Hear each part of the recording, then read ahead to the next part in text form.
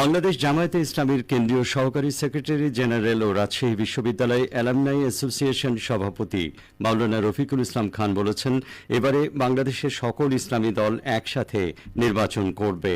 পীর মাশায়েখ ও আলেম ওলামা ও দেশপ্রেমিক সমমনা রাজনৈতিক দলগুলো ঐক্যবদ্ধভাবে নির্বাচনে অংশগ্রহণ করবে।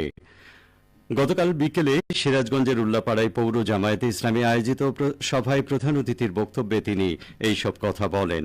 এ সময় তিনি আরও বলেন, জুলাই বিপ্লবের পর জনগণের দাবি সংবিধানের মৌলিক পরিবর্তন ও সংস্কার করতে হবে। জুলাই ঘোষণার আইনি ভিত্তি দিতে হবে। পিআর পদ্ধতিতে নির্বাচন হতে হবে। লেভেল প্লেয়িং ফিল্ড তৈরি করতে হবে। আইন শৃঙ্খলা পরিস্থিতির উন্নতি করতে হবে।